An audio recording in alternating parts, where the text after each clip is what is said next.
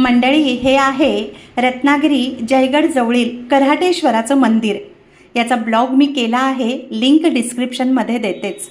मंडळी, पुरातन काळातील ही मंदिरं अशी जतन करून ठेवलेली पाहताना किती भारी वाटतं ना. मला अशीच मंदिरं फार आवडतात. या निसर्गाच्या कुशीत वसलेलं हे कराटेश्वराचं शंकराचं मंदिर आपल्याला खूप मनःशांती देतं.